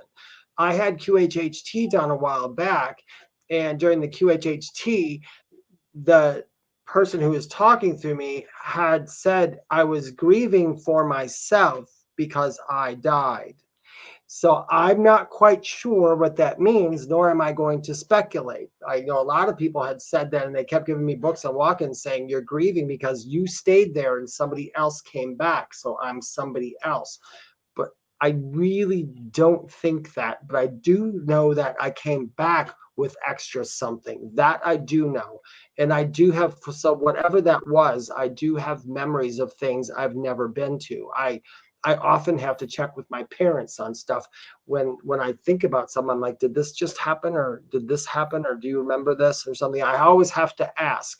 For some reason, before my NDE, I didn't remember much about my childhood. I mean, I knew my childhood, but being my age, of course, some of it went away. Now I can recount things when I was 2, 3, 4, and 5 with perfect memory. I don't know why. So that's up to other people. I seriously, in my eyes, I really don't care if I was a walk-in or not, or what happened. All I know is that I'm here. I'm just doing what I'm supposed to do. But anyway, Lorilei, you go ahead. Okay, so I agree with Dave and with pretty well what he said. When we first had this conversation, it was kind of closer to what it is now after you'd had your NDE. So we were leaning sort of more towards possibly, but I really like what you've said. And the same thing, Glenn, you'd asked, can you experience more than one walk-in? And I'm going to tell you right now, I can't tell you no, because you know what? Honestly, I am still astounded and floored about this near-death experience I read about yesterday, because being a nurse, and there's the law of threes, right? 3 minutes without oxygen, 3 days without water, and I think it's 3 weeks without food. Now, give or take, okay? But when you have not had a beating heart for so long, not breathing, completely considered dead, that your body has gone cold, do you know how long that is? Like, that's got to be at least an hour, if not longer. Like, I'm saying an hour, but it could have been longer. Like, that is physically not possible. I don't even know how you could get a heartbeat, never mind the fact that your brain has been without oxygen all that time. And here's somebody that's living, breathing proof that I've been telling you guys about, that is now completely changed his life because of that experience as well. Not afraid to die. Also, some of these things I was looking at, not to be afraid, and recognizing in our humanness that, yeah, that's easy to say. But it seems that most people, when they go back and have a near-death experience, remember why they're here. and maybe what they were hoping to accomplish, maybe some of the contracts they've made and what have you. Anyways, what am I doing saying all this stuff? So can you experience more than one walk-in? I will say absolutely, most likely, absolutely. I think anything is possible. If we could think of it, if we can dream of it. Mhm. I think it's possible. I will say this from what I know, talking to my spirit, because I've talked to them many, many times about me and who I am and what happened to me and everything. The one thing I do know with absolute fact is that walk-ins are extremely rare. It's an extremely rare occurrence. So the fact that if it's that rare, would it happen more than one time? I don't know. Maybe there's some, I didn't say it does. I said it's possible. Yeah. And you're right. We forgot to say how rare it is. Exactly. Who are we to say what's possible and not possible? That's kind of where I was going with it. But yeah, we forgot to add, as far as they've been able to tell, it's extremely rare. Like Glenn, you're saying, as I've realized, I have the knowledge of 2 walk-ins as of now. That's your experience and your perception. And I would never say to you that can't happen or it's not true, because I didn't walk a mile in your shoes. I didn't experience. Yeah, I'm not trying to change my mind, but if you had 2 death experience, it doesn't mean that 2 people shared your body. One, there's only so much energy that's around our body. 2, if you had 2 like that, my personal opinion is that you just brought back more of yourself over there. You haven't traded souls off. Because if you were, put it this way, this is what makes me want to think about stuff. If I was a walk-in and David left, David couldn't hack it, but they needed David to stay here because of all the people around us that maybe it would affect their lives too much if I was gone forever, they had to put another soul back in here. That could be one reason. Now, if I'm over there and I had such a bad life, I'm probably going through a lot of stuff over there trying to figure it out. So I don't know how long that's going to take. We can't keep switching people into bodies. People would notice after a while, plus it would affect other people too much, because even a walk-in cannot affect the people around them. We are not allowed to change other people's anything without permission. Now, if you did have 2 walk-ins, which I think could be possible, I kind of feel more is that you kept bringing back more of your higher self than what you had before. That's what it feels like. I'm also in a shamanic practice as well. I practice and I study shamanism, and my next step is to be a shaman if ever granted to me. But even in that, from that practice, the same thing, they would most likely tell you it's not going to happen over and over. It's rare. It's very rare. But once again, who am I to say? You could be a walk-in 6 times over, and I could not say anything about it, because because we don't know everything while we are here. We really don't. We really don't know everything while we're over there either. We got to always level up and learn these things as well. But I will say, kudos to you. But if you're anything like me, instead of us sitting here wondering about it our entire lives and wasting our lives trying to remember how we got to this place, just be in the moment of this place and do what we were sent back here to do. And that's pretty much where I am in my life. I came back here for that. So I don't really worry too much about anything anymore. I used to the first year or 2, I worried all the time about what I was and who I was. But then I decided I didn't want anybody else to tell me who I was. I just wanted to discover it for myself. So that's where I'm at. And Sandra said you brought your toolbox back with you from storage on the other side. So guys, while we're still talking, and ladies, I meant to put this in here. If you've got a question for Spirit, because we still got time to do our predictable reading as we always do on this show. So if you've got a question for Spirit, and then what we'll do is if something lights up for us, David and I will each give you what we get from Spirit and a message as well. Yeah, so, Shannon, okay. If you're still here, if the folks at your work would like a collective message, we are more than happy to pull something for that as well. Oh, yeah. I forgot about that. So while we're waiting, you can let us know, guys. You sounded so Minnesota. Yeah, yeah. Yeah. Shannon says I'm here. I sounded Minnesotan instead of Canadian. See, there you go. Now, the one thing that drives me crazy, I get it. I really get it. But when people think they know how to use the word a, now, Dave, you would be almost an adopted Canadian because most people that are I find in the northern states across the US understand it, or that they think that everybody says a butte instead of about. I'm going to tell you guys, this is what synchronicity is. So today on my podcast, and I make these small little vignettes, I did a podcast. I answered a question, and the title of the podcast is I think it's Mary, the Dark Tunnel, the Picture Frame, and the Phoenix, or something like that, because it was about seeing a phoenix. I just grabbed my deck of cards to do this, and I flipped over the first card, and it's the Phoenix. No way. That is so weird. I love when stuff like that happens. Having that word come up this week, Phoenix, like either somebody's naming their child it, or it's been coming up for the last couple of days. That is so strange. And yeah, well, I'm going to keep this card going because this came out obviously for a reason. Basically, all the Phoenix. Oh, that's okay if they've gone to bed. They can listen to this later. When you wake them up, tell them it's all about transformation. It is all about transformation. So all the weird stuff that's happening to you, all the things you're going through, the inner child work that you're doing, all the thinking, all the programming, all the rearranging, it's because of transformation. You're at the part, if anybody doesn't know what a phoenix is, it's this bird. And basically what happens is at the end of that bird's life, and the bird knows it's mythological, whatever, knows that it's the end of that life, it goes up in a big poof of flames. And then from the ashes, it reemerges. So it's reborn constantly. It's basically a metaphor almost for us reincarnated. As the phoenix, though, comes back from the ashes, it keeps all the knowledge that it gained in the life it just did. And then it starts over and gains more knowledge. The difference between the phoenix and us is the phoenix remembers its knowledge. So each lifetime is completely better and better and better. And it's more pure and more love and more everything else. Where human beings, we have that knowledge, but it's kind of locked away in the back of our head. And we kind of got to get it out there somehow. We have to remember it. We have to be more open.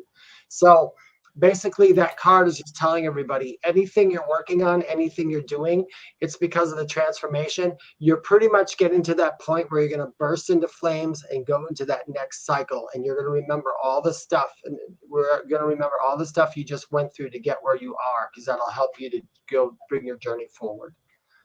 Blah, blah, blah. Now, I love it. Now, what I did was I just grabbed, I don't know why I heard from Spirit, Life Purpose deck. And this card came out, Justice.